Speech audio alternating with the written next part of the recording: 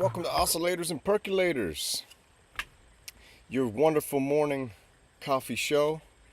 We got a special show today. Well, special is every single show, you know. But, man, we're going to go over the OSCAR implementation with the new PWM Mantis. There's a surprise right there. In fact, we're going to watch how, we're going to check out some sounds of the old OSCAR from G-Force. Got a video loaded up for that. And then check out a little video from Sonic State where Paul and the fellas at PWM are talking about the new wavetables from the OSCAR to implement it. Because as you know, PWM recently acquired the Oxford Synthesizer Company. And now they've got all of the, I don't know, what do you want to call it? The proprietary information, the wavetables, everything from that company, man. So they were digging deep. They're reverse engineering, and they've got they're going back to the future now. And you see that, baby? We got it right here. First in the world outside of the PWM legendary team to have these wavetables. I am the only one to have these absolutely top secret special wavetables, which the PDF here on the right there explains a little bit about it, which is cool. So we're going to watch that, and then later today I got a live stream geared up where I will actually go through all the wavetables, baby, with an oscilloscope. I call it oscilloscope, but some people call it oscilloscope. And we'll go through all the wavetables. We got a 5-course meal later on today in the evening. Once the sun sets, we'll go through the wavetables, the 9 new wavetables from the OSCAR, the Back to the Future package. Then we will go through them and modulate them, and then we'll put some effects on them with the beautiful Erica Synths Night Verb and the Hologram Electronics Chroma console. And then after that, we're going to just enter into a jam with these beautiful, wonderful wavetables from the OSCAR Synthesizer Company. So you heard it here first, man. I am the only one on planet Earth in the universe right now with the 9 OSCAR wavetables, okay? I've been having a chat with the legendary Paul, baby, and we talked. I sent him a picture of the end cheeks because I was like, man, the end cheeks for the Malevolent look cool. We had a chat, man, and PWM hit me up, and they were like, man, here, you do it. You got these. You're the only one to have these things, okay? And a lot of people might not believe me. That's fine, but guess what? They're right here, and they're actually up there, all preloaded perfectly. So I'm basically the beta tester, first beta tester for the PWM Mantis implementation for the next firmware update where you actually get all the OSCAR wavetables. So that's pretty cool. Let me load the chat up here, see who we got. We got Echo Craft. What's happening, buddy? We've got Trusto, Country Fair, Hans Volt. We got a bunch of people in the chat. What's going on, fellas? I got the chat box here. It's looking different than usual. I have no idea why. I'll figure that out later on. But yeah, good morning to you all. This is just a little relaxed coffee stream here now. And you know what we're going to do. So let's jump on it. Let's check out the PDF, man, real quick, because I think it's pretty cool. Let me load it up here. Whoops. Hold on. Too much stuff going on. Minimize that. There we go. So this is it, man. The V2 version 2. The beautiful update, okay? Announcing the PWM Mantis firmware upgrade. PWM Mantis. The new OSCAR is a 4-voice polyphonic. Everybody says it's paraphonic, but it's a 4-voice polyphonic. And if you haven't played it, you just don't know. So you might as well go out of there, get off your wallet, and go buy one. Because this is one of the coolest synthesizers ever made by far. And the fact that they're now basically hybridizing this monster into a full OSCAR synthesizer. Come on, baby. All right. Firmware upgrades available. Is not available yet. None of this is available yet. I'm the only one who got it here, right? We're doing the heritage sound, modernized designed architecture. We got the Mantis V2 firmware. Here's the 9 wavetables. We got the triangle. We got a saw. These are all from the OSCAR wavetables. We got the pulse. We got the pulse modulated. We got an organ. We got a harpsichord, strong lead, double pulse, and high density. And I've got all these loaded up on the oscilloscope, baby. Like we call it in Samurai Nation, the oscilloscope.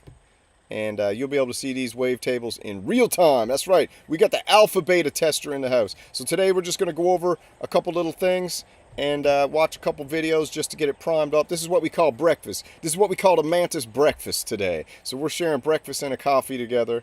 What's up, Tactical MIDI? Breakfast and a coffee together today, and then we'll get into everything else later on. So that's cool.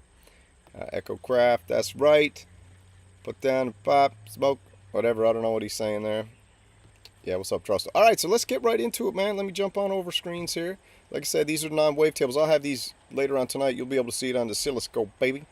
And they match up actually perfectly. The transfer was perfect. Everything was perfect. So far, perfect. So let's jump on over to where we need to be. Shout out to PWM, man. Appreciate the ability to be the first one to bring this to the people before anyone else gets to bring it, and I'm going to bring it super hot tonight, that's for sure. All right, let's jump on over to what we got here. All right, let's check this out. First, we'll check out Sonic State's video, and this gives us just a little cool little breakdown. We can reference this for later, but this is very cool. Let me jump screens over to the big boys. Let's go this one.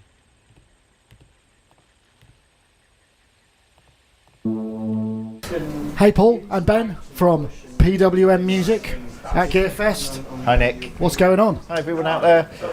We are introducing today version 2 of the firmware. We teased it a little bit at Super Booth.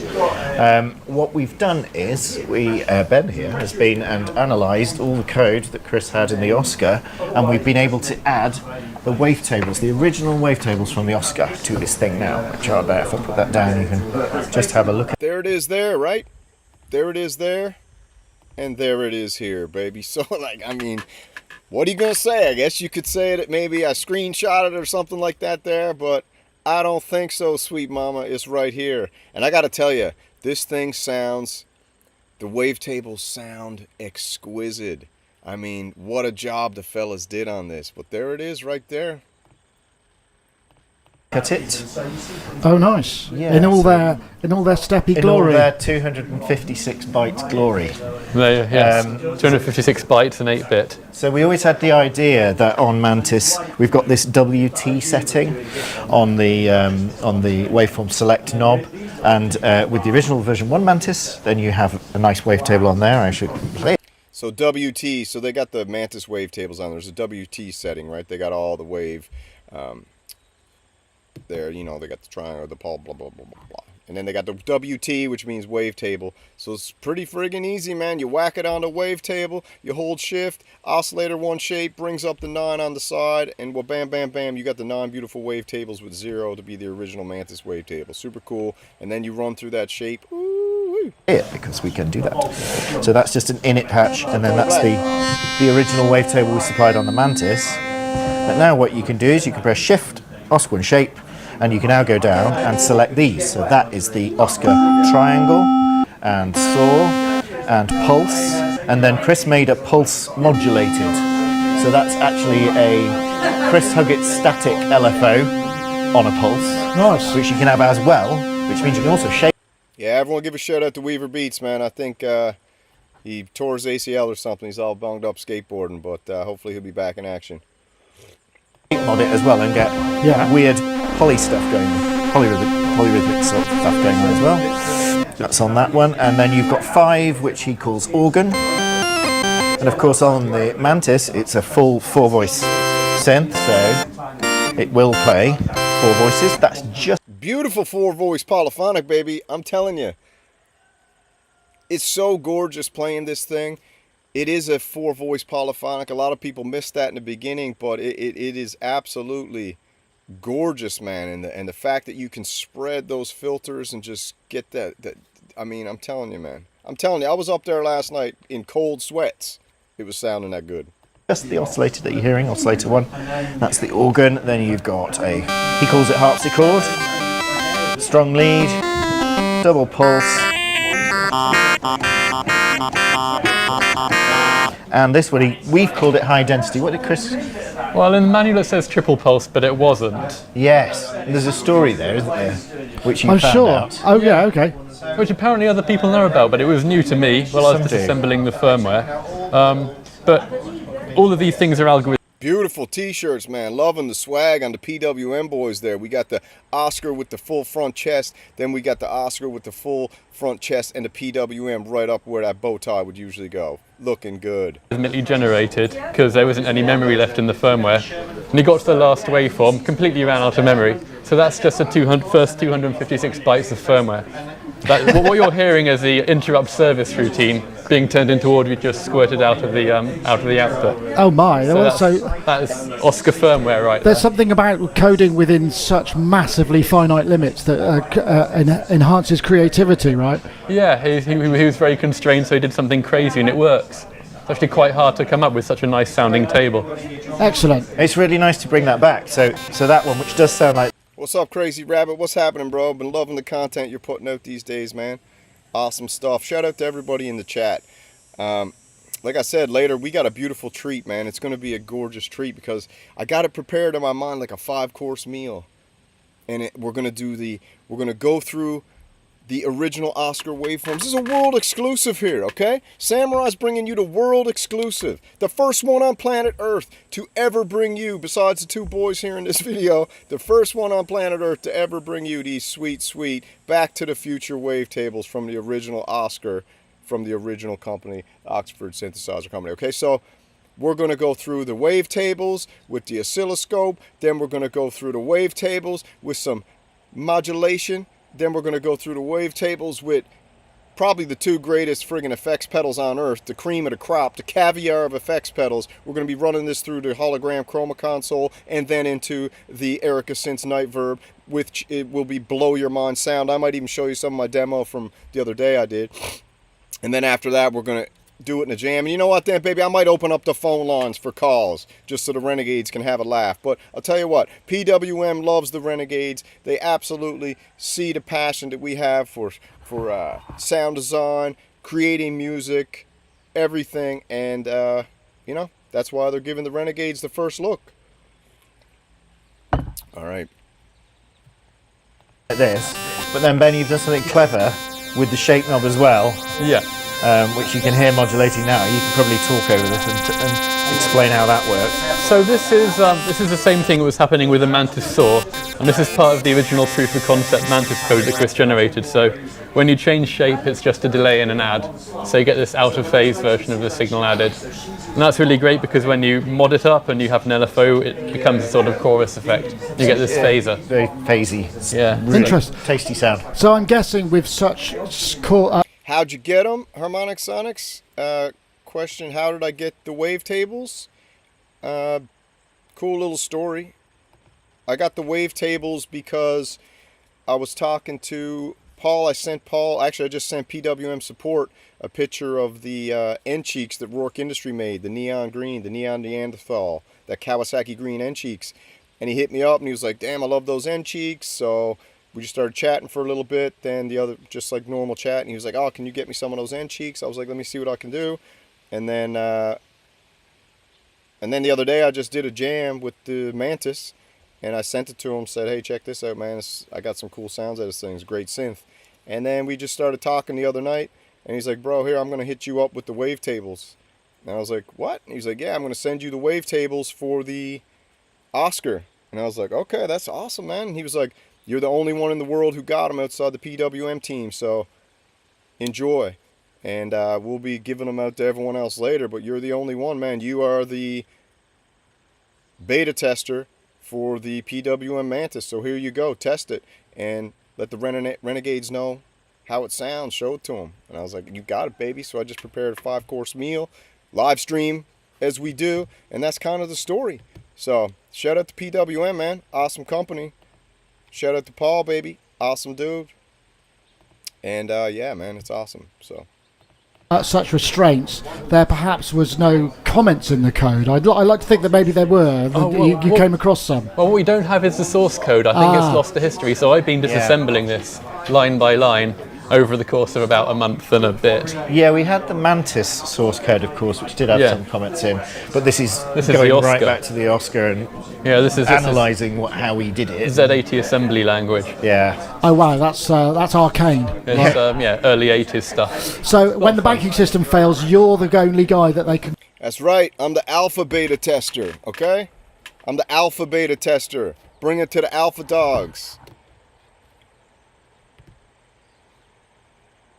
Call to bring it back online, right? Pretty much. So is it going to? It's a bit like what's that story? It was the original Spielberg dinosaur film where they have to bring the system back online. And Jurassic Park. You're the guy in Jurassic Park who'll fix everything on the command. Pathological as he is, but yeah.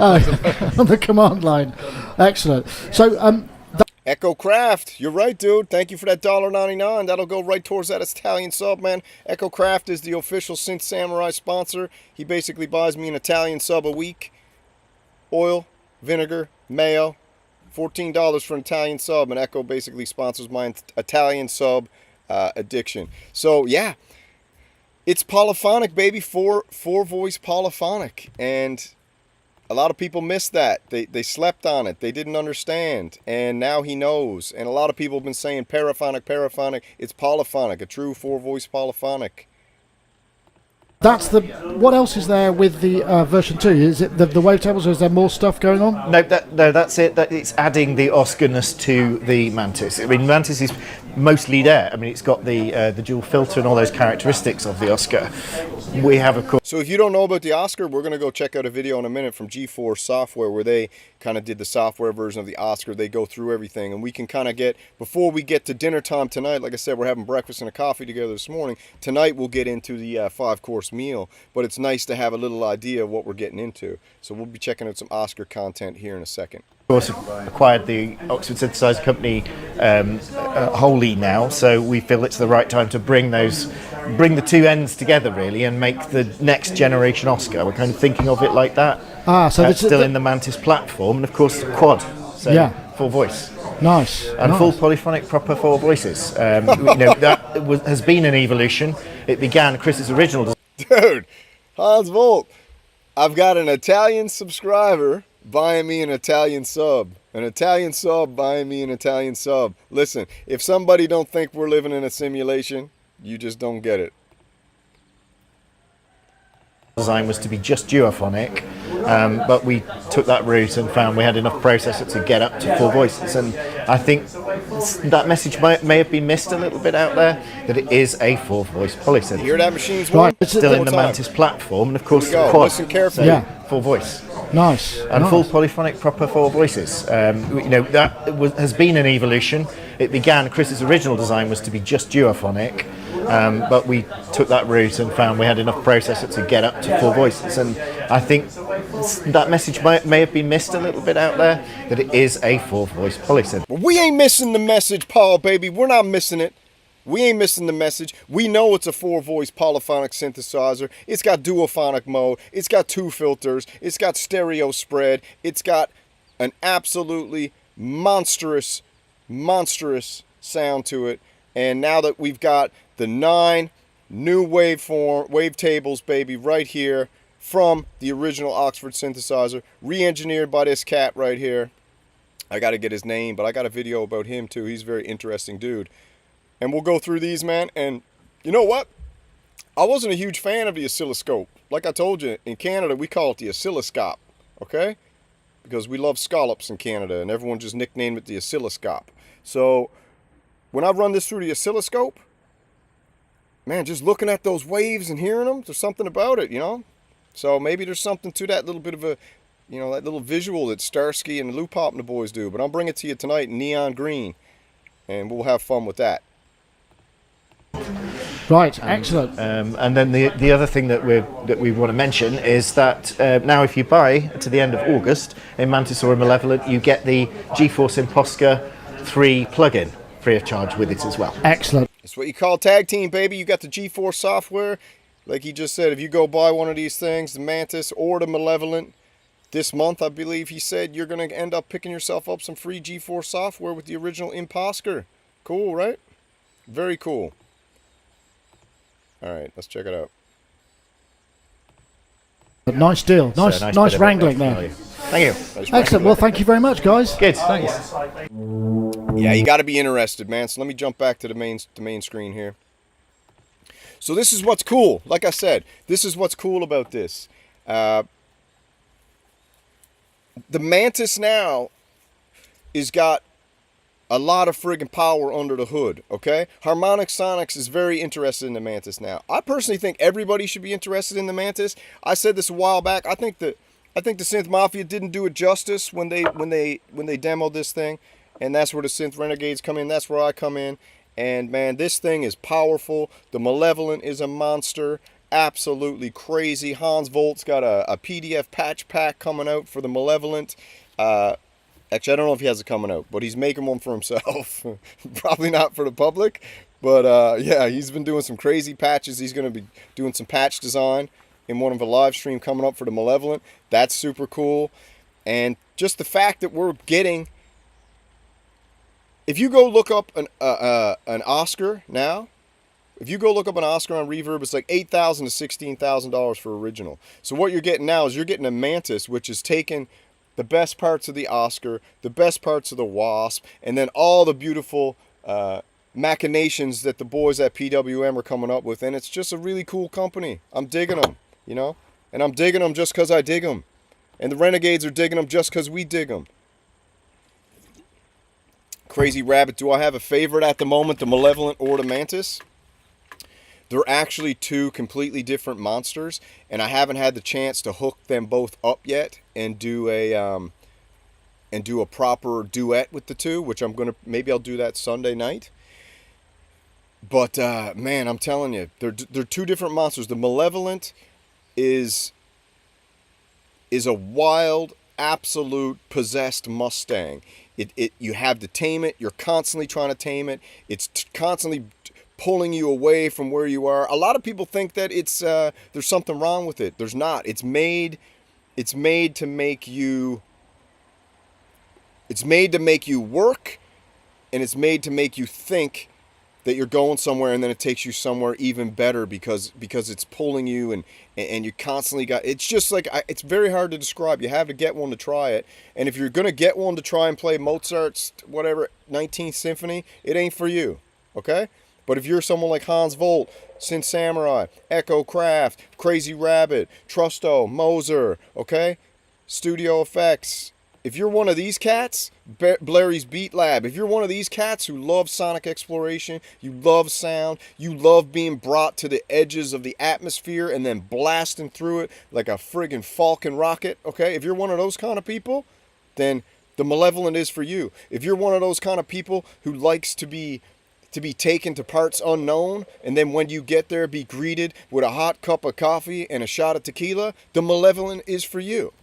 Now the Mantis is like the mothership. This you have your hands on all the controls, okay? You have your hands on everything, all right? You have your hands on everything. And not only that, you're getting brought back to the future of the days when Chris Huggett, the legendary, one of the faces of Mount Synthmore, you know, sponsored by his mother to make the OSCAR, okay, from the Oxford synthesizer company. Giant pieces of rubber slapped on this thing. One of the coolest looking synthesizers ever. The Mantis is actually taking that and bringing you back there. And they're giving you a synthesizer now that is jam-packed with so many friggin' features. The sound is insane. The filters are mental. Okay, the oscillators are wild. And now you're getting the wavetables from the OSCAR. Dude, this thing is an absolute friggin'... If the Malevolent is a possessed Mustang, then the Mantis is a 5-headed dragon. Okay, that's the best way I can describe it. Neither one is better than the other. They're two different beasts. And the third synthesizer they're coming with, the new digital one that they got, which if you want to taste of it, go to, I think Sonic State did a video on that. Go watch that. If you want a taste of that one, the boys do a little demo of that at the last Super Booth, I think it was, where you get to hear some sounds from it. Okay? So, the Malevolent is on my short list. Yep, put the Mantis on your short list too, because guess what? All the Synth Renegades, we only bring you the best. And the best is what we think is the best, okay? And how we bring you the best is we show you what these synthesizers can do. That's what the Synth Renegades do. All right, so Malevolent's amazing. It's different. It's the most different piece of equipment I've ever had in the studio. Echo Craft, okay? Trademark that quote. It's true. It's the most epic synthesizer in being totally unique you could ever buy. The dual filter's insane on the Mantis. We're going to show that later on tonight too. Absolutely, get both. Get both, Crazy Rabbit. Get friggin' both. And you're the kind of guy, bro, Crazy Rabbit. You're the kind of guy who can have a lot of fun with both of these. Okay, the Malevolent, brand new, under $600. Used, you can buy them for $399. Some dude must have broken into a friggin' truck and got a couple, because there's a bunch of $399, pretty much brand new ones out there that you can buy on Reverb. But if you want to get the new one, go buy the new one. And the Mantis is it's a true 4-voice polyphonic. So I mean, this is competing with the Take 5. This is competing with the TEO 5, and it's a totally different monster. I think it's better than both of those, in my personal opinion. Hans got some shorts coming out, demoing the Malevolent. All right, let's check out some stuff on the OSCAR here. Let's jump on over back to the main frame. So this is from GeForce Software. Okay, this is a little story, and then there's another video on the actual PWM website, which we'll go over here, which is introducing the Oxford Synthesizer Company is now a part of PWM, which is cool. So let's check this out. And like I said, the beautiful thing about the Renegades and all of us, we're putting out content non-stop, so we're going to get the 5-course meal on this thing later on tonight. So if you guys are around on Saturday night, you spend a little bit of time with the missus and the family, okay? If you want to pop an earbud in and pretend you're hanging out with the family and listen to the stream like we all do sometimes, go for it. If you're at work, pop that headphone in later and get that sweet Sonic butter, you know? Grass-fed butter, non-GMO, that pure stuff, okay? And then yeah, and then we're gonna actually take this thing to parts unknown tonight on that Synth Show Live, where we bringing you those 9 wavetables, global exclusive to the Renegades, for the Renegades, by the Renegades, from PWM and the legends over there. Thank you very much. We greatly appreciate that. All right, congrats on the Mantis. What do you mean congrats? I bought the Mantis out of my own money, man. But congrats, I like it for sure. QWL, you should go buy that. All right, let's watch it. Ah, the OSCAR. Strangely considered by some as the British answer to the Mini Moog, although in truth it offers many more features and has rightfully become a bona fide classic in its own right. OSCAR was the brainchild of exemplary British designer Chris Huggett, whose previous work included the Wasp and Nat synthesizers, which spawned a generation of teenage synth heads back in the late 70s. The OSCAR was embraced by bands and artists including Underworld, Orbital, Stevie Wonder, Ultravox and even Oscar Peterson. Yep, I shit you not, Oscar Peterson had an OSCAR. And if boys dropping the S-bombs, that's how you know! GeForce Software are Renegades, PWM are Renegades, alright? I don't know the full story, but, you know, just my gut, and people call me a synth clairvoyant or synth psychic. A lot of people call me different things these days, but one thing I do know is the fellas there at PWM are taking things to the next level. You know I'm a Behringer bro. I'm a Behringer bro for life. Everybody knows that, you know. Absolute, full, red, yellow-blooded Behringer bro. But now I'm a green-blooded PWM I'm a PWM patriot, okay? I love this company. I loved it since I got the Malevolent. I loved it even more now that I got the Mantis. I love it even more now that we got those 9 wavetables from the OSCAR, because now I know that they're going back to the future and they're going to do things that all the other synth companies aren't doing. They're sleeping. They're playing it safe. The boys at PWM ain't playing it safe. Like I said, they broke all the rules. Now they're making their own rules. if anything, OSCAR was probably influenced more by the ARP Odyssey than the Mini Moog. In fact, ex-Oxford Synthesizer Company programmer, see what I did there, Paul Whiffin, explains that many people such as Billy Currie were putting their Odysseys through distortion boxes, and this spawned an idea whereby the OSCAR would have an overdrive circuit built into the instrument itself, the legendary filter drive.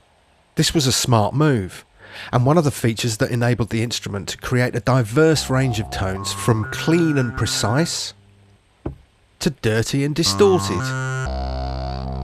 In fact, when the first units were ready for shipping, Paul programmed the first sound as an emulation of Billy Currie's then famous... Like they were just saying, man, it's pretty cool. They teamed up with... Another cool thing about PWM is that they're not just doing their own thing, they're partnering with people. So the Malevolent was actually made in partnership with Future Sound Systems, who've made the Crick. And if you don't know what the Crick is, type Crick into Google and look at one of the most aesthetically beautiful synthesizers of all time. Maybe I'll pull it up, the Crick. Actually, I'll pull it up right now, just while we're talking here, just for a laugh. The Crick, Future Sound Systems. Look at this thing, man. You want to talk about gorgeous? Look at this. This is one of the most beautiful, aesthetically beautiful synthesizers known to man. Let me just show you a picture up close. Look at this. Feast your eyes on this. Okay? Feast your eyes on this thing. Take a good friggin' look at this. Future Sound Systems. This is the company that produced in cahoots with PWM, the Malevolent. So if you want to know where the Malevolent came from, you're looking at it. It came from Future Sound Systems. All right? Look at this. Ooh la la. Sweet mama. Okay? We go back. Look at this, man. Pin matrix. More pins there than a friggin' than a 90-year-old grandmother who won the last knitting competition. Okay? Look at this. More pins in that than a bowling lane franchise. All right? Look at the knobs. You like knobs? If you're like Echo Craft and you like knobs, my son, there's more knobs there than you could ever dream of. Look at this thing. So this is the company that brought you the Malevolent. Look at this. So, and then they go, okay, so back to what we're talking about. Then we go and we talk about the Mantis. So what does PWM do? PWM goes out and works with the legendary Chris Huggett. You know, he worked on some of the most epic synthesizers. A lot of people may not even know about it, man. You know, the Summit, the Peak, the Bass Station, the Wasp, the OSCAR.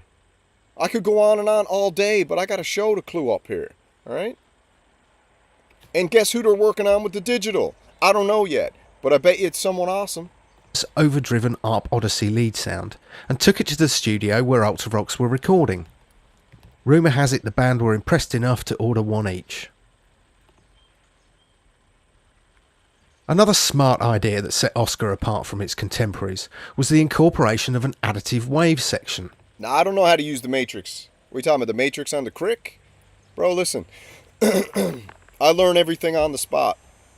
I don't even touch the manual until my brain short circuits. And before I ever touch the manual, you know what I do? I call up one of the fellas first and have a conversation and see if they figured it out first. If nobody can figure it out and I can't figure it out, then I go to the manual. Because I like the experience of screwing up and messing around and getting lost and finding my way back. You know, I'm the kind of guy who goes hiking in the woods, doesn't bring a map. Don't go, the trail's right there in front of me. I go straight into the woods with a machete. And where I end up, I don't know. With this, you can either select a series of preset waves,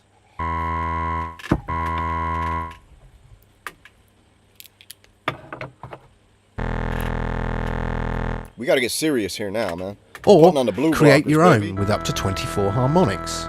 Then, if required, you can combine this bespoke additive waveform with other more traditional waveforms such as square wave, sawtooth and pulse width modulation.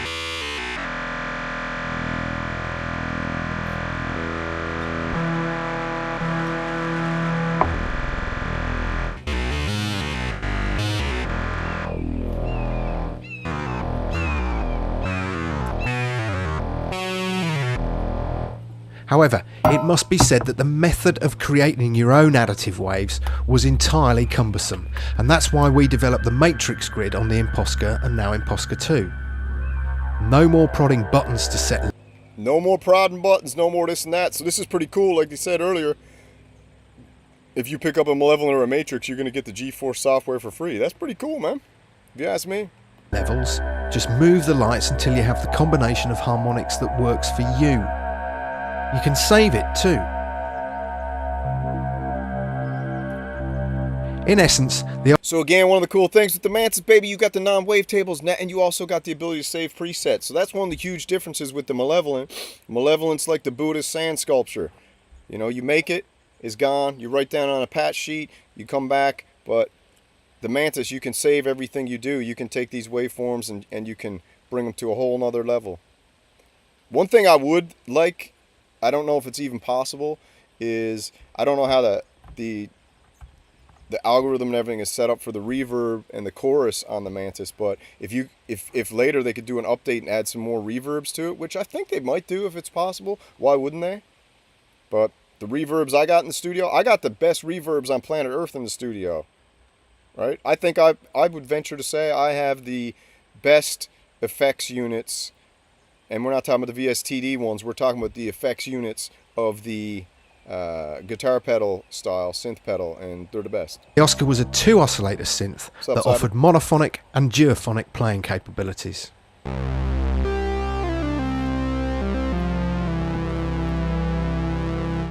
Having selected or created your oscillator waveforms and set their respective ranges in this section, you then set a balance between each oscillator.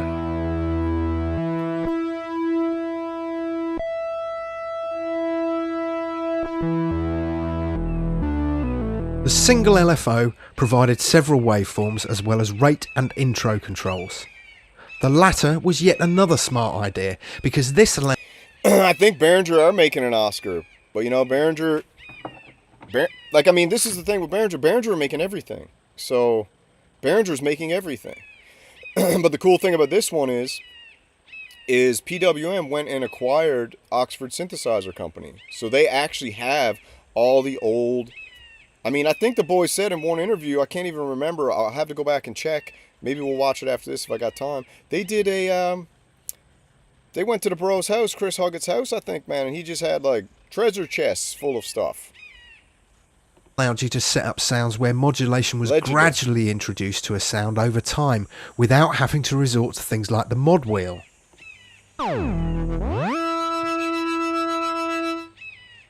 As you'd expect, modulation could be routed to pitch, filter, or both.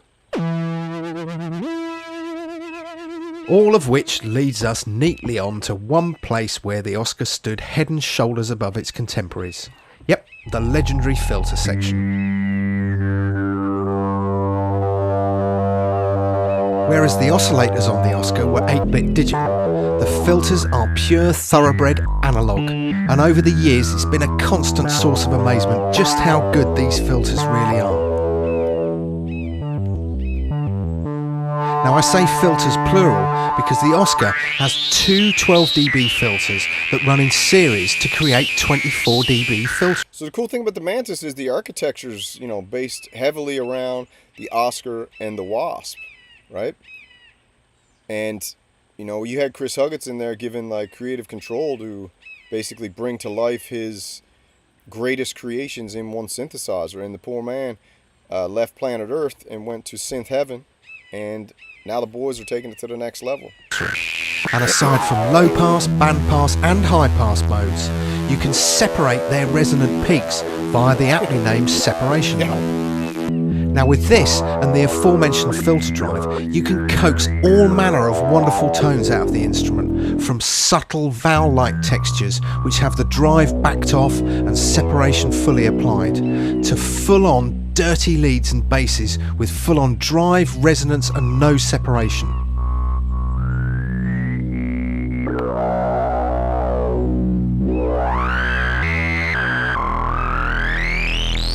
In fact, another... Man, the filters on the Mantis are nuts. Wait till you hear them later on tonight. The filters on the Mantis are nuts. Sizzly, creamy, rough, rugged, raw, smooth, sexy. I mean, I could go on and on. The reason why the Brit Mini Moog comparison is somewhat disingenuous is that on the Mini Moog, the more resonance you apply, the more the bass frequencies attenuate.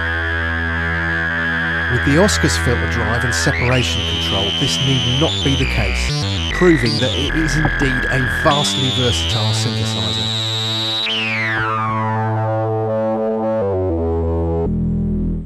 The OSCAR goes even further still, with memories, an onboard sequencer, an arpeggiator, and envelope repeat modes. Now this offered more control over sound sculpting than any other monophonic synth available at the time. So, the obvious question is, why wasn't it the huge success it should have been? The answer probably lies in several places. Firstly, we know some people who love the sound, but positively loathe the styling, while others just adored it. I mean, how could you loathe the styling of this? This was the friggin' coolest looking synth of all time. I wish I could get my hands on one of these, but bro, I ain't flush with cash. But look at, when they zoom out here, look at this. Chunky, borderline rubber fetish design. I don't like my girls chunky, but I like my synths chunky, if you know what I mean. Secondly, and probably more importantly, was time. But shout out to all the chunks out there, all the ladies who got a little more cushion for the pushing, because, you know, we love the chunks too. OSCar was released in 1983 with a price tag of around £600. Now this price tag wouldn't have been such a major stumbling block for a fully featured monosynth had it not have been for the fact that the synth world was really waiting for an affordable programmable polysynth. Look at that. Look at that monster. Are you kidding me? Look at that. Absolutely amazing. I just love to look at that thing. Now the Juno 6 had delivered a non-programmable polysynth the year before for only £100 more than the OSCar. But add to that the memories that the Juno 60's release offered the same year, and it's easy to understand how the OSCar got. Like what happened, man, this beautiful thing came out when everybody was doing that transition into digital, you know, the Junos.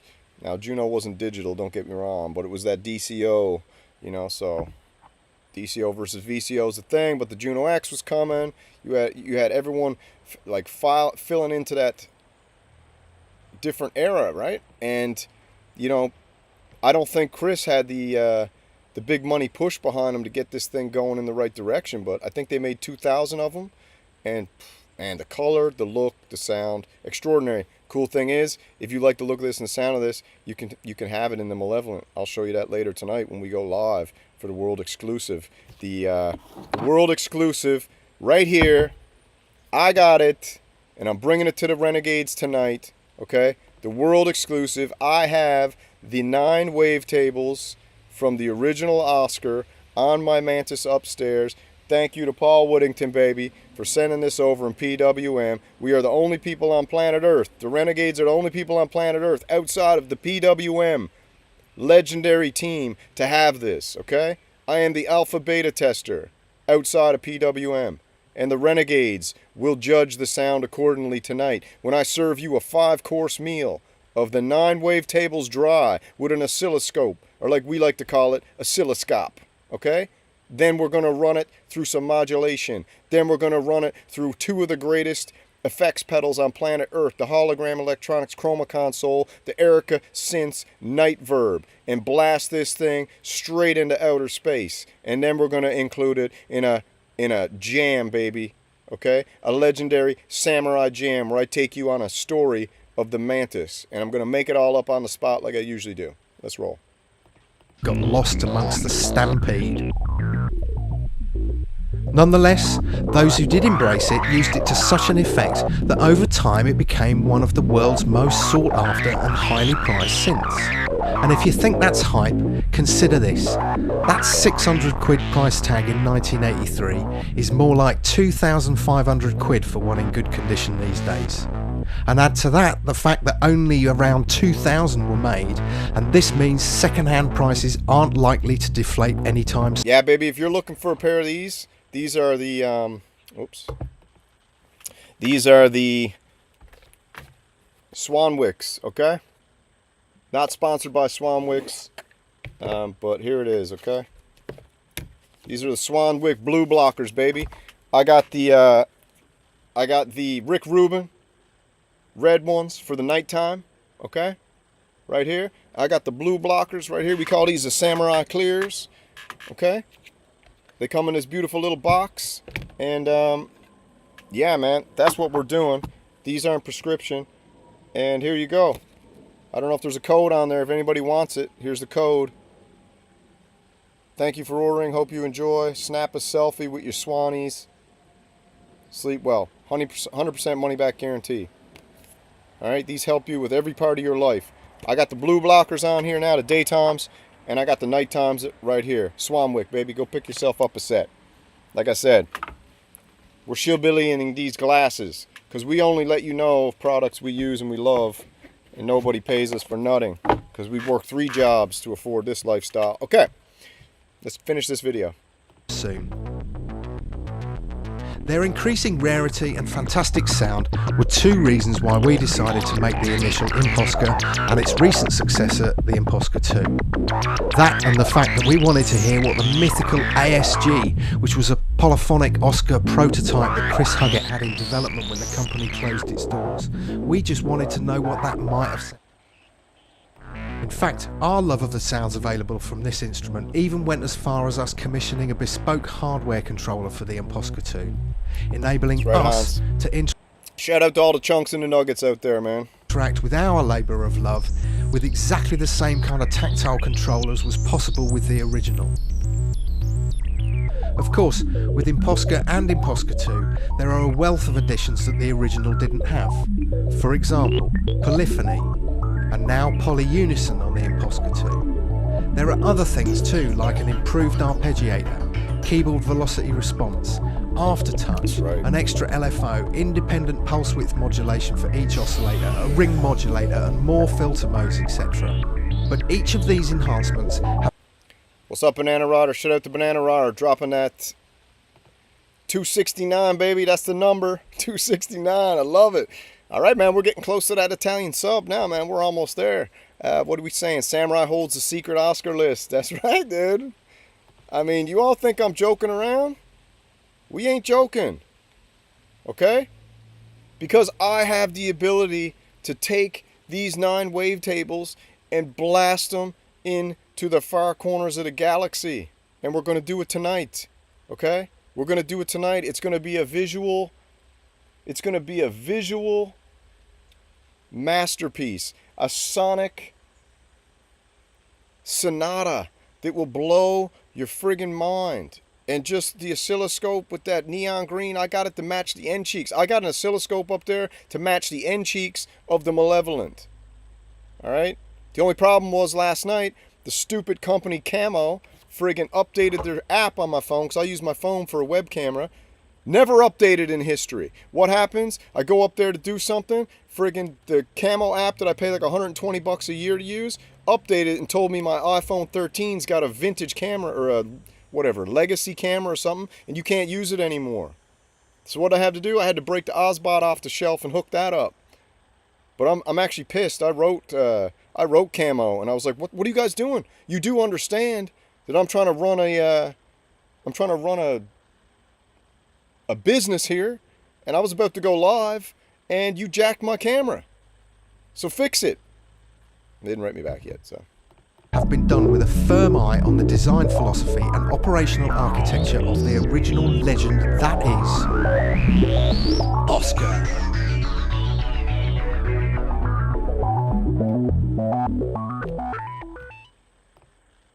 Listen, Greg from Loonsberry Pedals, bro. I'm telling you right now.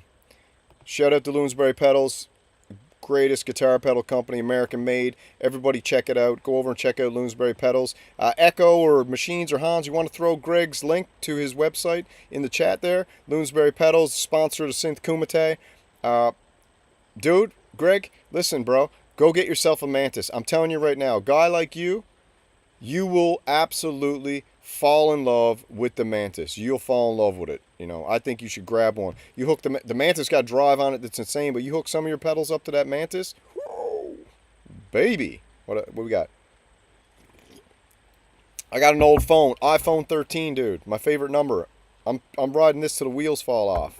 Okay. That's cool. Ever pop Tom and Crystal to a piece of gear. Let's check this out. So we go from there, and I don't know. Do we want to nerd out here? Hold on. Let me check something. I think I got this video here, which is cool. It's long. It's 40 minutes.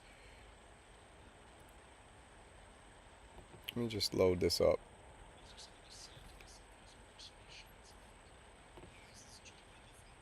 And I'm here today to tell you why our Strato collection has become a go-to for any... Nope, Treated it in all of its glory today. Nobody... So this is pretty cool. This is 39 minutes. Maybe we'll watch a little bit of this. Maybe we'll just chat for a minute, and I'll show you some cool stuff. Let me jump on over here to check out the chat. What we got? Doommonger. We didn't come to take part. You know the rest. That's right, Hans Volt. We didn't come here to take part. We came here. I recently bought a Multi-Poly Pro 800 Take 5 TO5. Still reeling. Greg, go get a Mantis, baby. I'm telling you. Listen, I would never tell anybody to go buy a synthesizer, okay, if it wasn't the best synthesizer of all time. All right? And I'm telling you right now, the Mantis is probably going to go down in history. When it's all said and done, the Mantis may go down in history as one of the greatest polyphonic synthesizers ever created. That's just my opinion right now. It might change, but I'm telling you. There's Greg's website right there, Loonsberry Pedals. Go check it out. If you want to pick up a guitar pedal for your synthesizer, these were made for synthesizers too, man. Not only are they awesome friggin' for guitars, the organ grinder, the Mo bass, there's so many awesome ones. He's got them in mono, got them in stereo, and they're crazy, and they're awesome. Go pick one up from Greg. Support an American-made company, all right? Synth Patriots. Echo Crafts running the Synth Patriots. Might as well get it started today. All right, Banana Rider. I always get sussed out by those mandatory updates. It wasn't even... I didn't even have the friggin' updates on my phone, you know? Let me get the PDF off the screen for a minute. So check this out. Me and Machines did a pedal swap the other day. I sent him the Microcosm, the hologram Microcosm, $12 to mail it. He sent me 3 pedals. So he sent me the FS05 Flamma. All right, this is a chorus pedal, stereo chorus with a bunch of algorithms. He told me that the liquid is mental. So I'm going to whack this one on the Malevolent later. He sent me that. He also sent me the Caverns. Now this one is mono. I don't like mono pedals, but I do not really care that much in the grand scheme of things. And he sent me the Caverns pedal. Super cool. Right? Apparently there's some beautiful algorithms on this baby. Like I said, this is a mono. L in, L out. But this here is extraordinary as well. So I'm going to have some fun with these ones. I'm going to pair these up with the Mantis, the Malevolent, probably the Mono Poly from Behringer. Have a good time with all of these. And then I also got, he sent me this one, which I'm super excited for, and I'm definitely throwing this one on the Mantis later, is the DD200. All right? So that was a sweet swap. That was a very sweet swap. We swapped out. Hans is driving, always driving. Greg, $20 off. Greg just threw something in there. Let me see. What did he throw in there?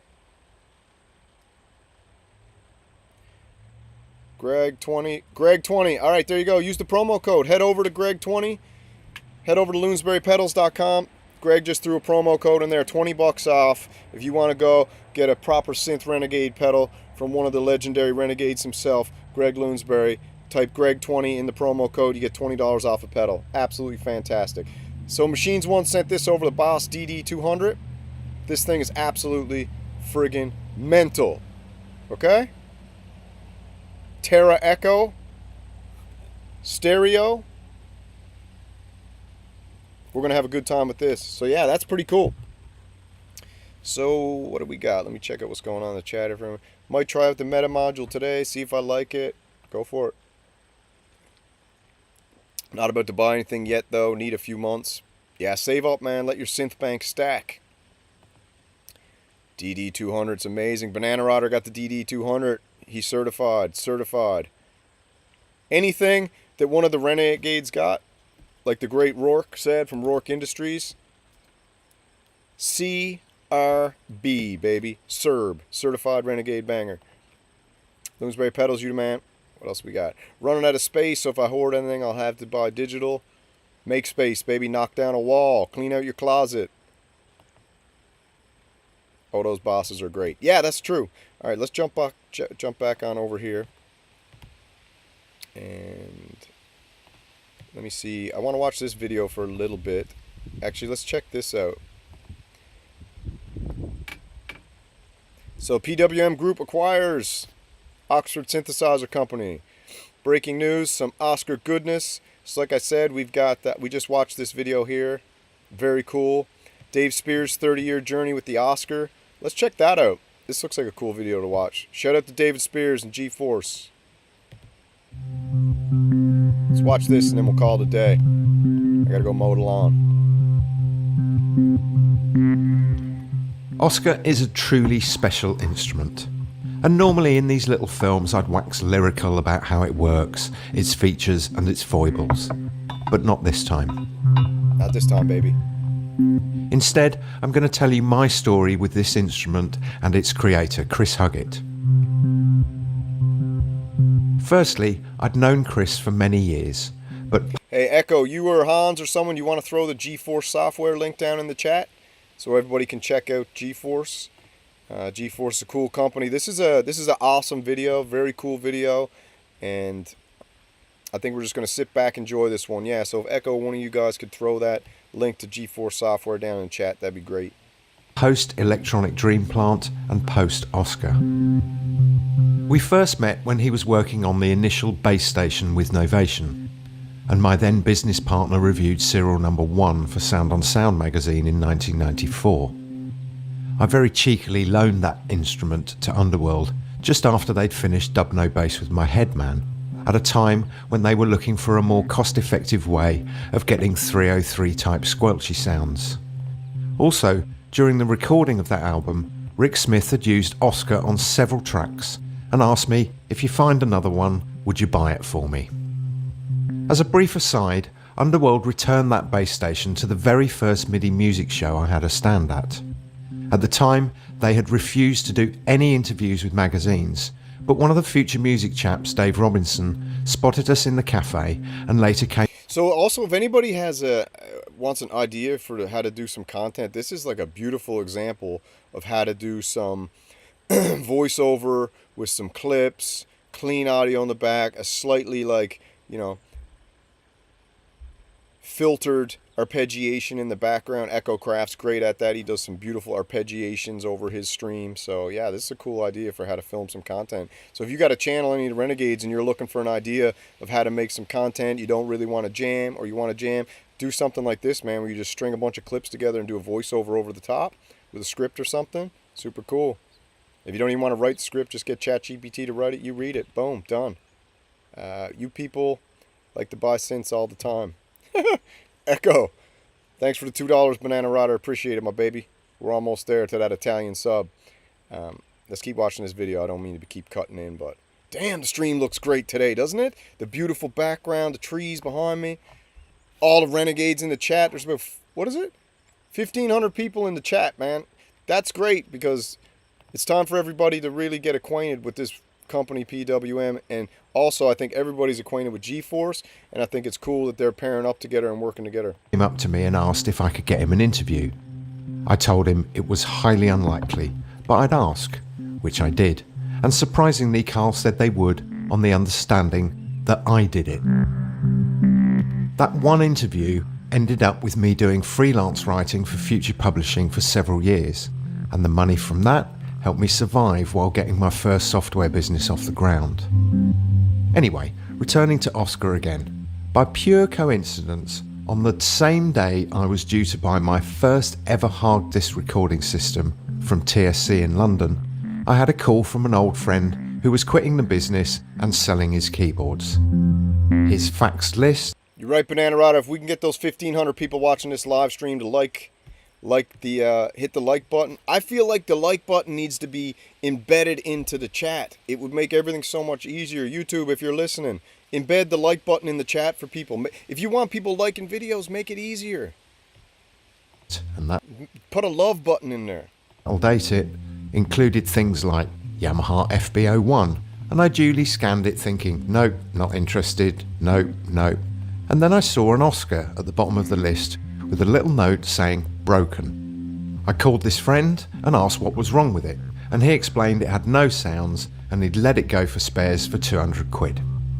He was recording at Red Bus Studios, which was just round the corner from TSC, and he had it with him. So I trundled up to London with 5,000 quid in my pocket to pick up a hard disk and power mac system for the grand total of £4,750, and then headed to Red Bus, where I plugged some headphones into the audio out and checked out what was and what wasn't working.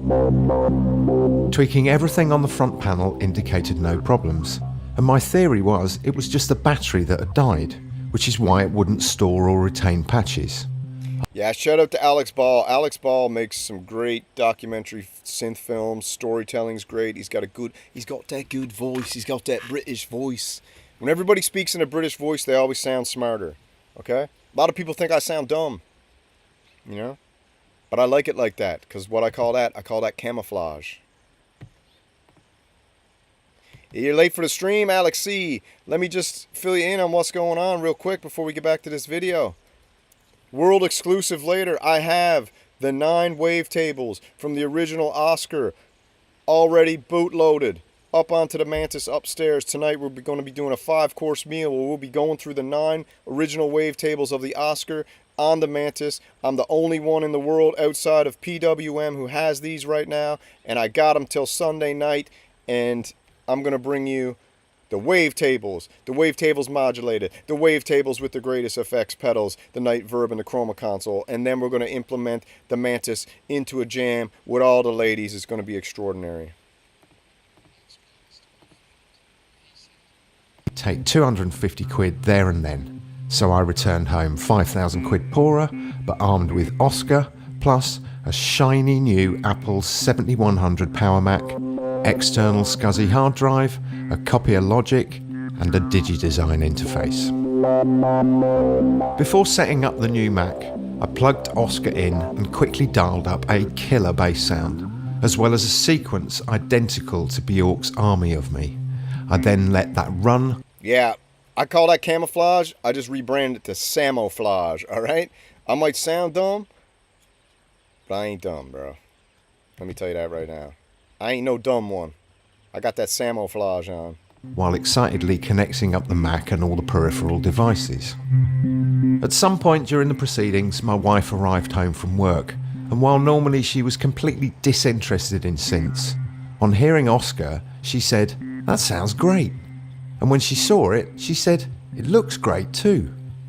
But then asked the question I became very familiar with over the next 30 years, namely, why do you need another synth?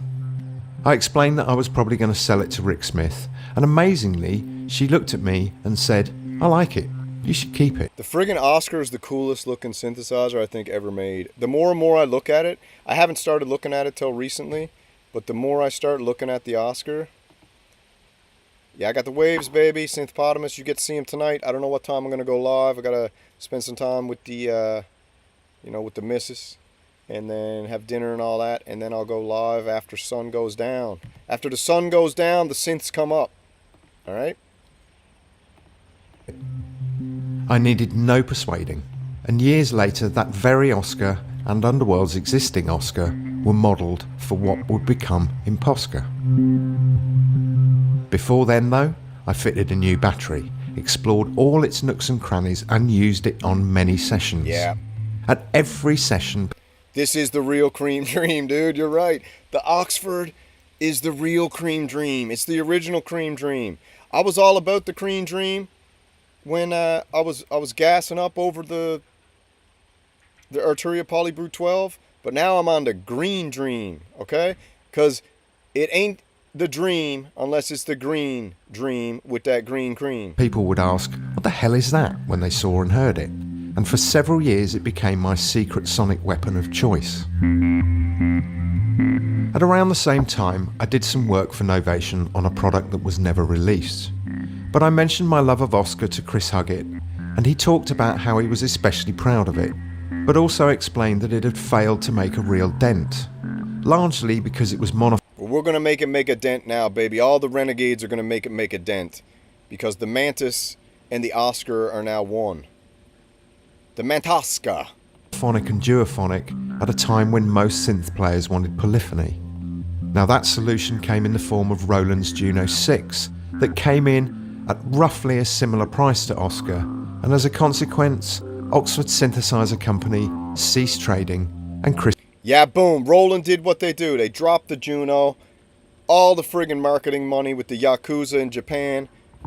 Because allegedly, the Yakuza own Yamaha, the Yakuza own Honda, the Yakuza own Roland, the Yakuza own Korg, the Yakuza own it all, allegedly. So how are you going to compete?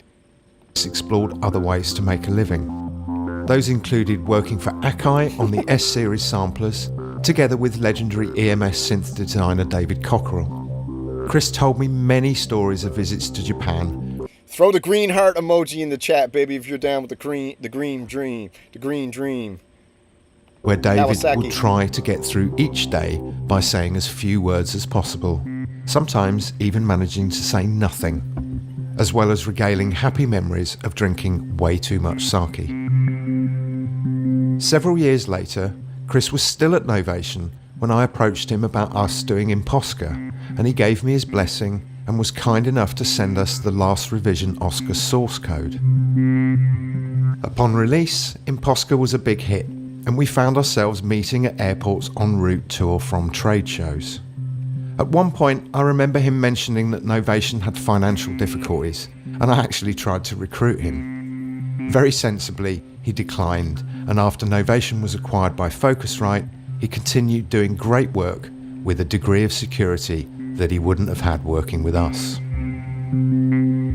Over the Family first, man. You got to take care of the family, man. next few years, our meets became infrequent, until some mutual friends suggested we meet for lunch at the Victoria Arms, just outside Oxford. Obviously, I jumped at it, and that lunch became the start of a series of meetings every 6 weeks or so.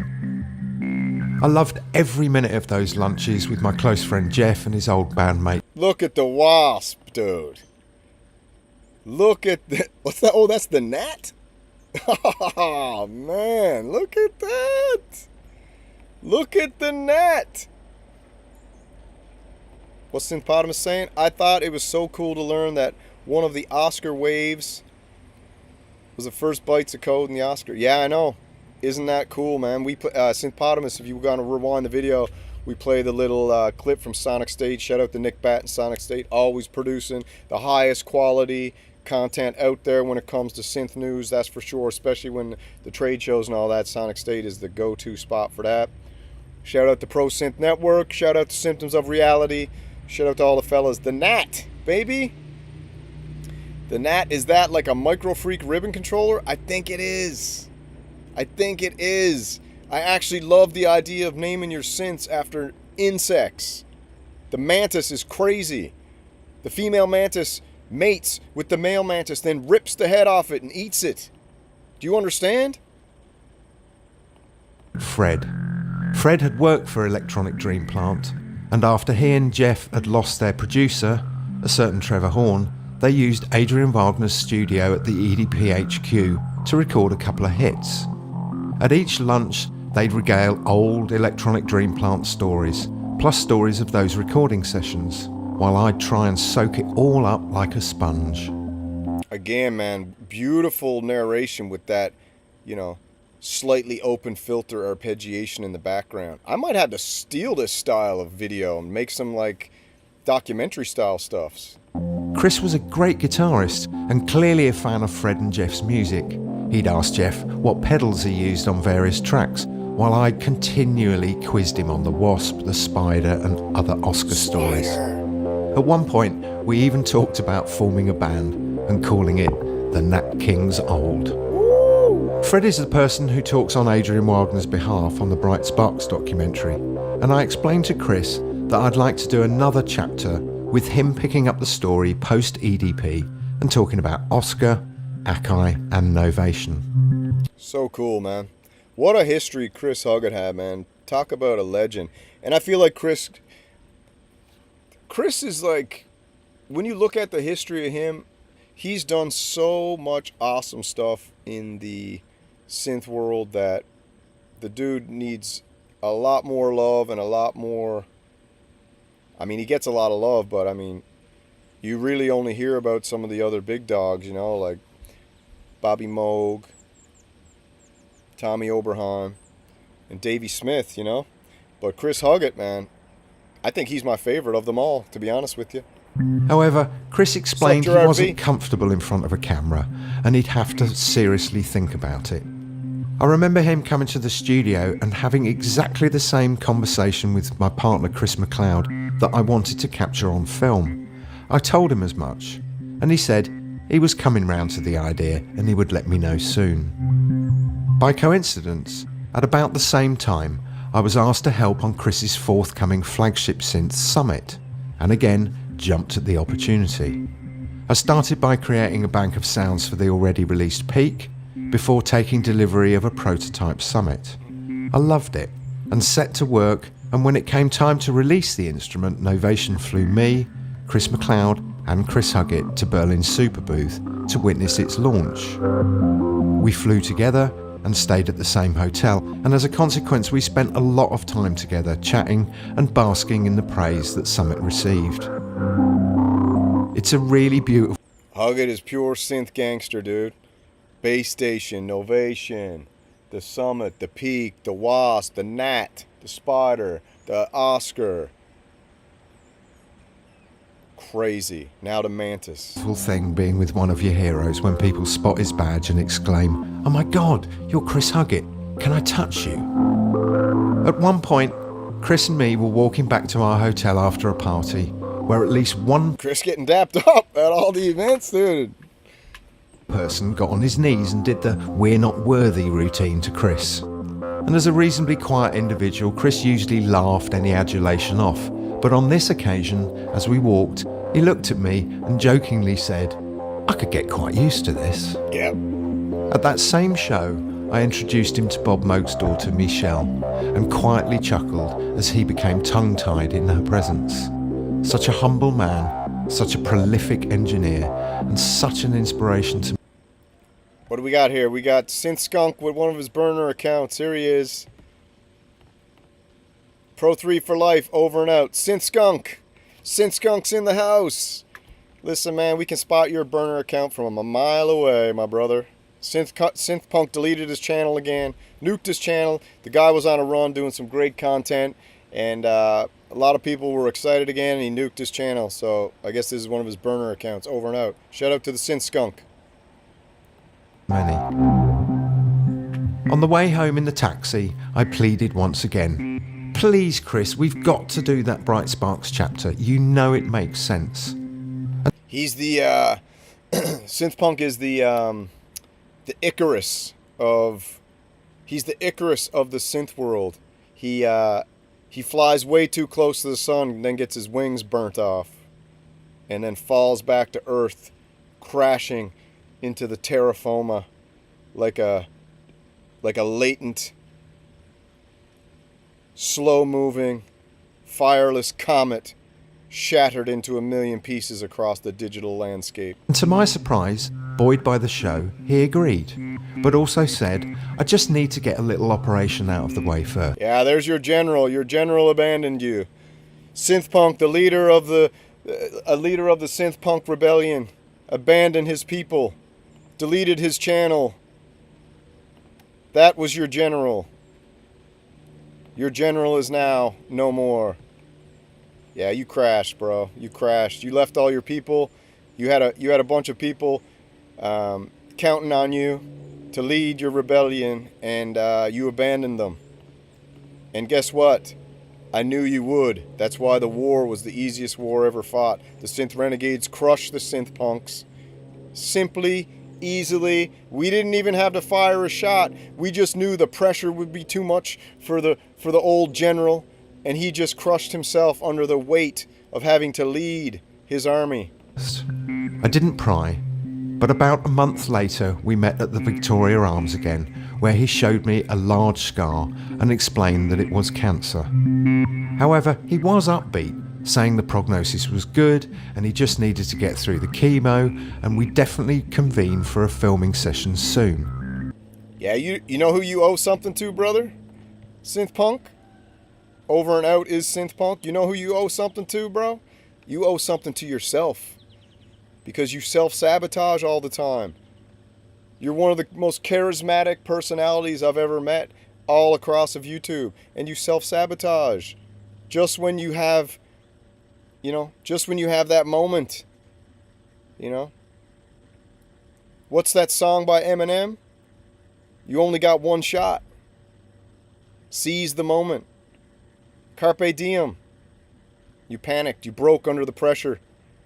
You broke under the pressure of being knighted the leader of the synth punks. And then what happened? You left your army alone.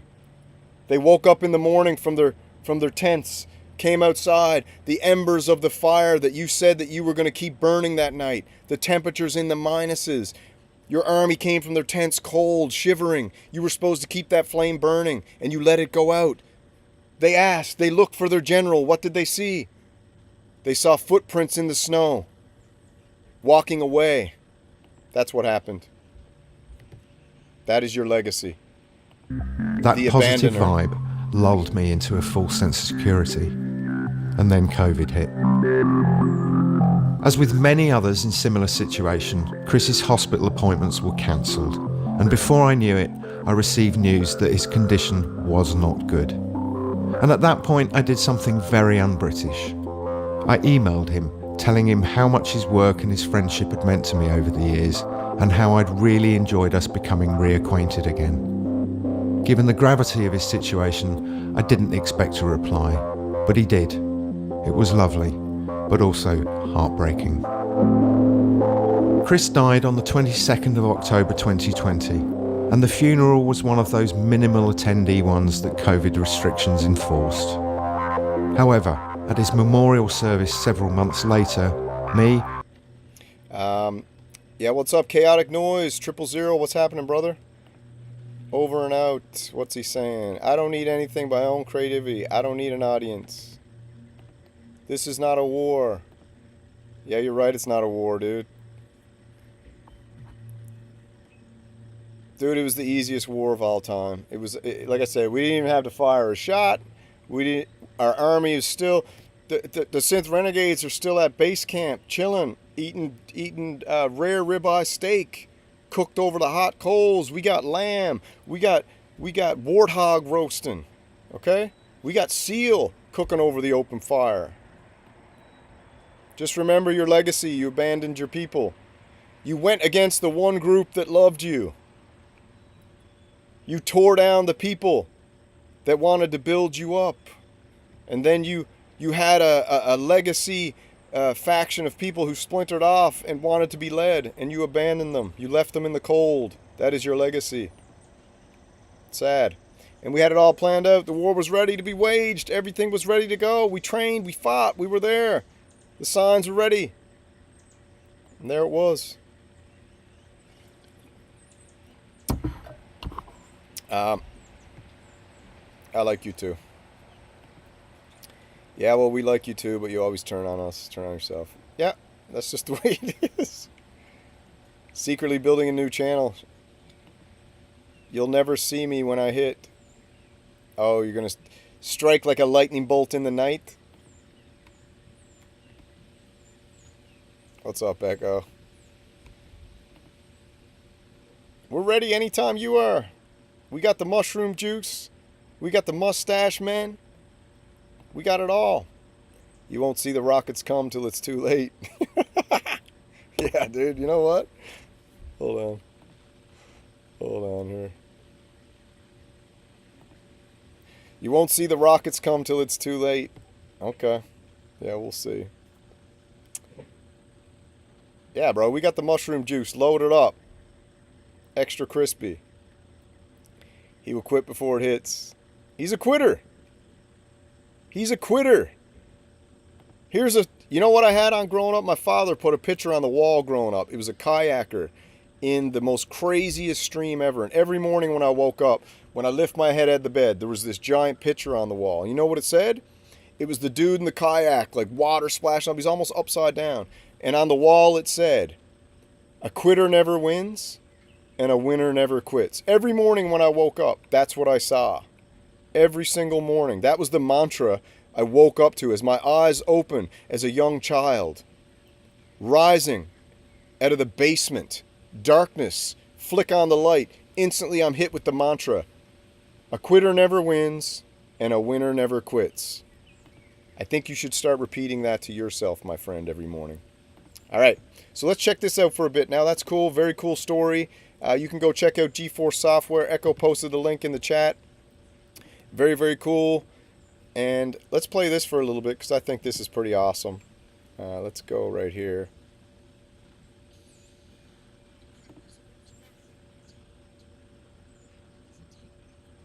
But when you take away the inflammation, Hello. you take away the pain. And that's the most. You truly sat back and listened to the sonic masterpiece. Let's go right here.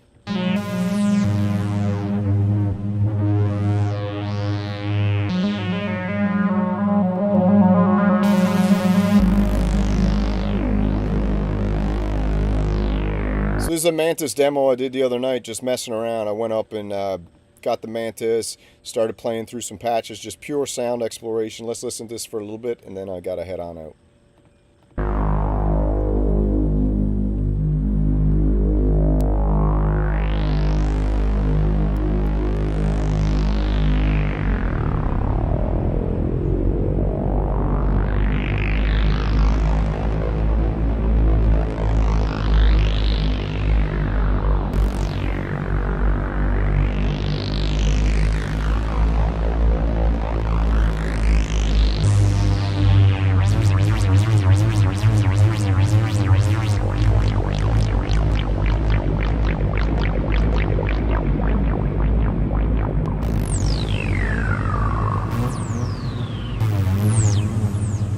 Right now, this is the best PWM Mantis demo on the internet by far. I don't know who did it, this guy in the red, but this is the best.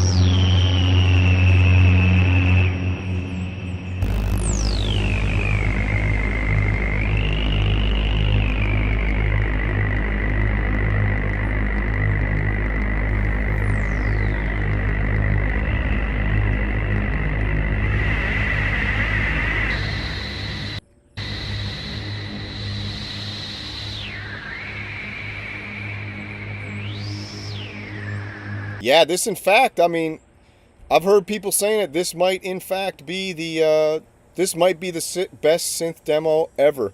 You notice we got the Biscuit King hat in the background. Shout out to the great Biscuit War between me and Echo Craft, which I won, and I stole the merch. So now I am the Biscuit King. And yeah, this might in fact be, let me make sure I got this on 1080p actually, ladies. Hold on. We don't need no auto-generated here. I should put it up on 14,000 kp, whatever that is. This may be the greatest synthesizer demo of all time. You heard it from Tony Black himself. Tony Black himself.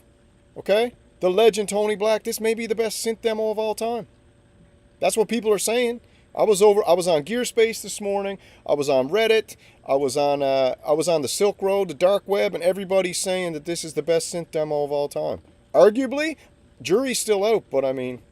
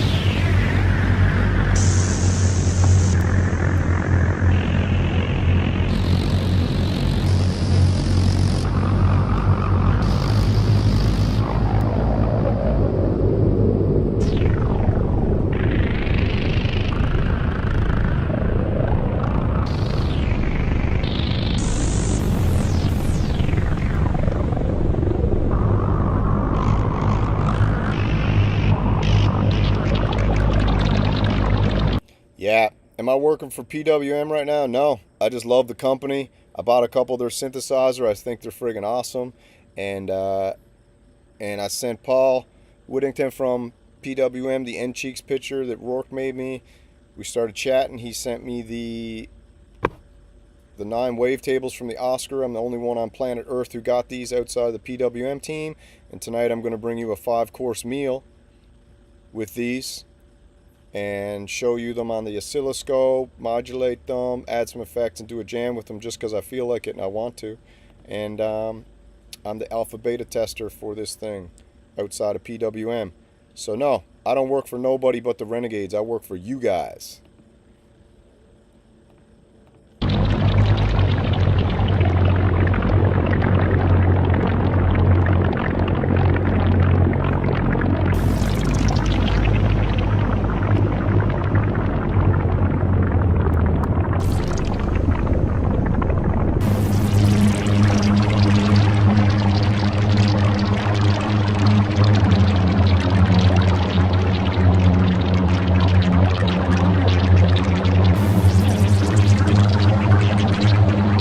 Yeah, Space Capsule, go buy a Mantis right now, bro. Break it out, buy a Mantis. It will be one of your all-time, never regret purchases in your whole entire life, by far.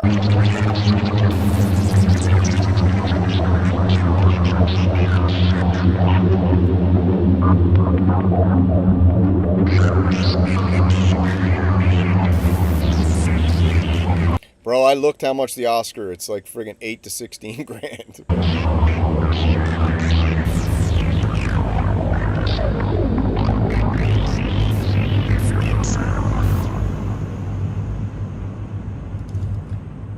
Yeah, sounds crazy, right?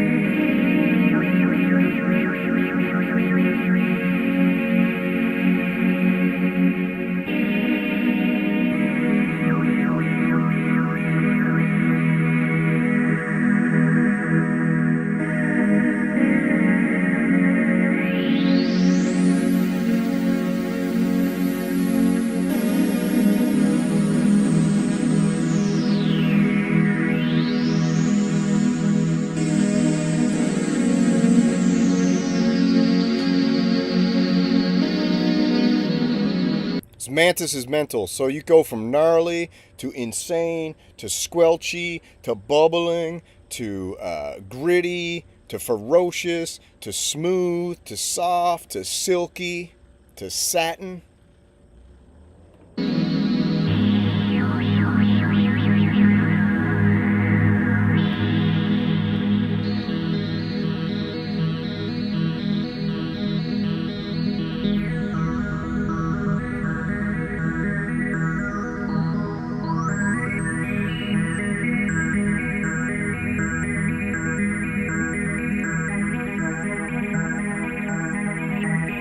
Actually, I'll make you one, Machines. I'll make you a t-shirt with the TWM. That's cool. TWM on one sleeve. Yeah, hit me up on the back channel.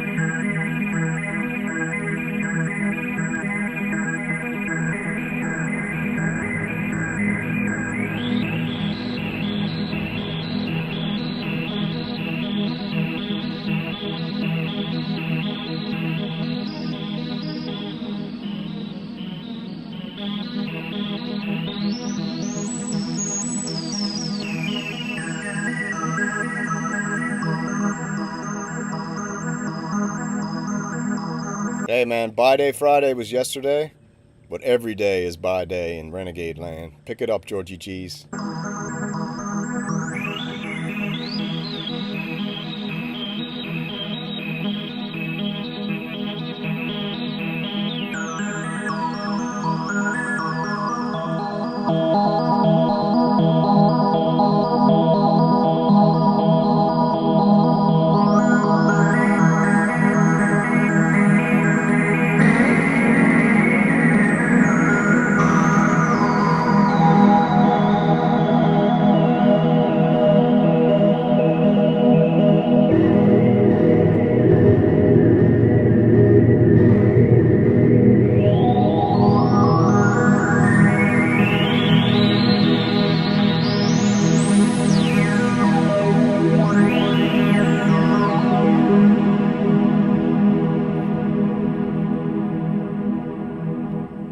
Isn't that amazing?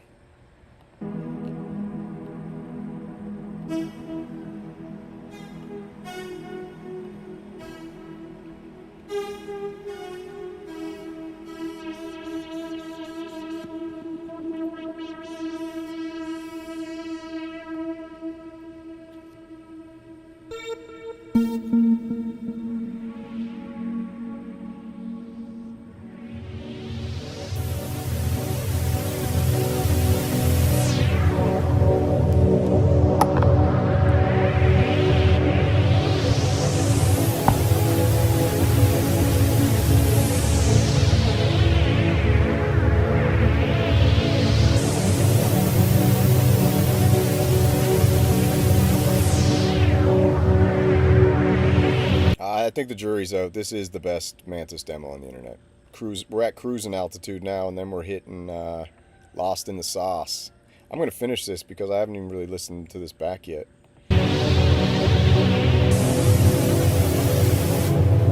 This is all just live exploration, no plan, just turn it on, just exploring the synthesizer, no plan, you know. Don't care about making mistakes. We're just exploring, man, and I think that's one of the beautiful things about the Renegades is we like to explore the sonic soundscapes.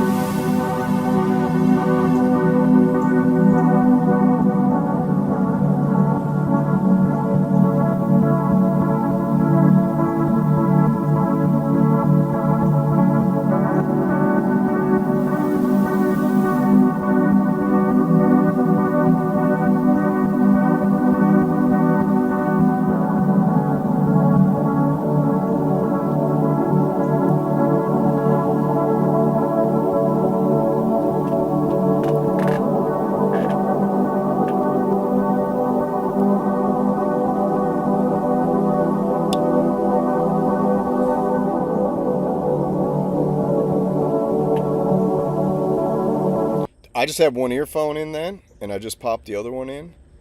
Holy crap, I forgot the crazy stereo sonic effects of this beautiful beast. And don't forget the beautiful pedals too, man, but holy crap. I hope you guys are listening to this with headphones and not your potato iPhone audio. I'll pause it for 2 seconds to go let you get some headphones or blast this through your monitors because you ain't getting the experience unless you got these jacked in.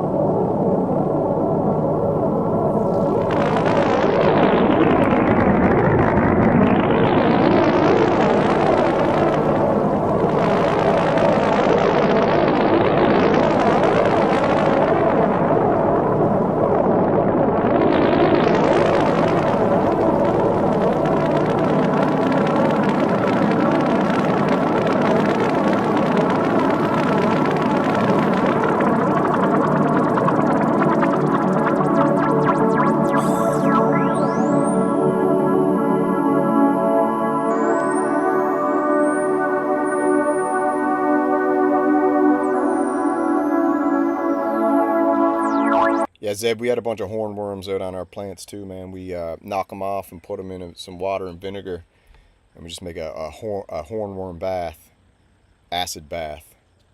They look cool though.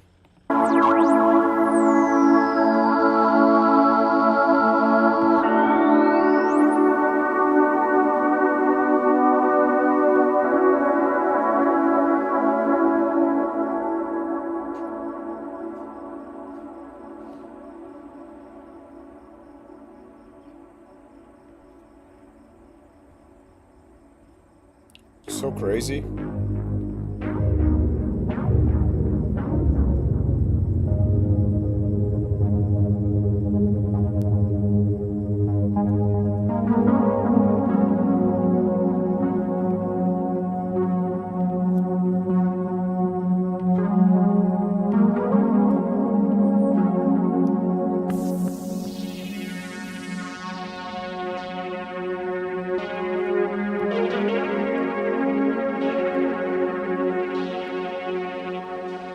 That's the kind of chat we got here, bro. We're demoing a synth called the Mantis, and we're also having a conversation about beneficial insects and native plant species to plant around your vegetables to attract pollinators and beneficial insects. That's the kind of levels we're working with here. You feel me, Tony Black?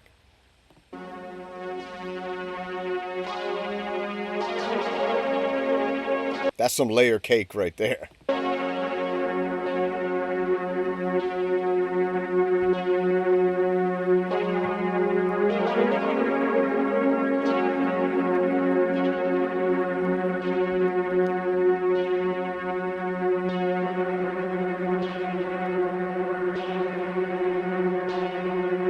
I'm a bro nerd too, man. Don't even worry about it. I know exactly what you're talking about. We're up to the same stuff in the garden right back there.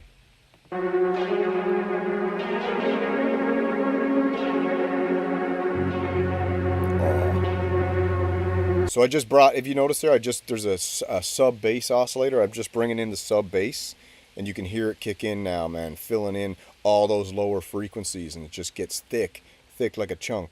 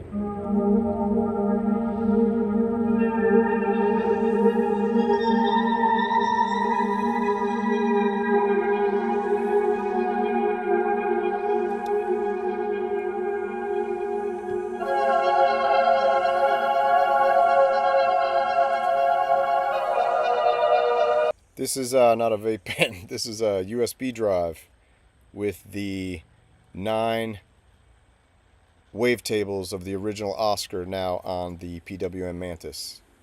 Only one outside of PWM who has these. Thanks to Paul Whittington, baby, and PWM for sending these over. appreciating the Renegades and giving them a first look at what these sound like. And I'll be bringing that to you later on tonight in the live stream, where I'll be doing a 5-course meal of playing the wavetables, modulating the wavetables with insane effects added on, and then a Synth Samurai jam, and maybe I'll open up the phone lines too.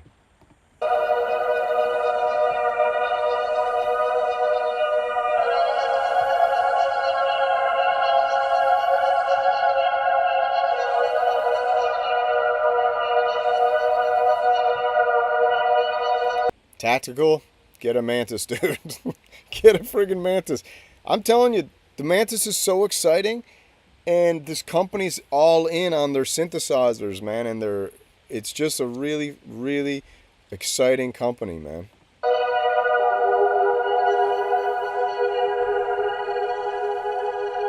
That's right.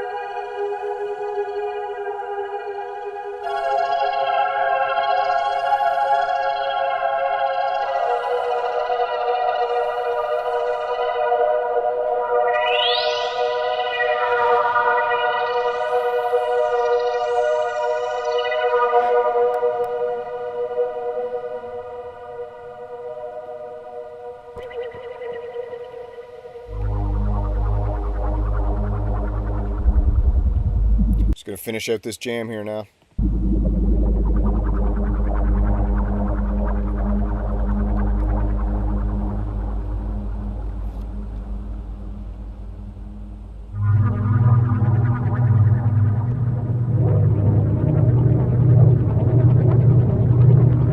What's exciting is the Renegades are going to get the first look and sounds of the actual waves you see on this PDF file right here. I got them upstairs on the Mantis right now. You're going to get a first look, and I loaded up the oscilloscope, baby.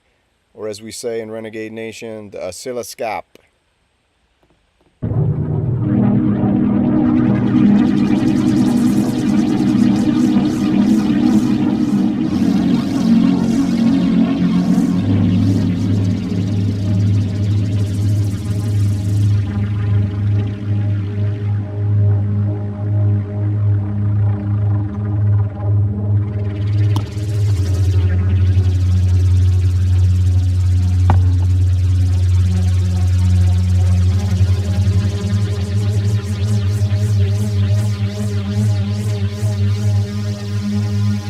I got a digital Kawasaki Green. I found a free one on the internet. Bro, you can't be paying for an oscilloscope. Come on.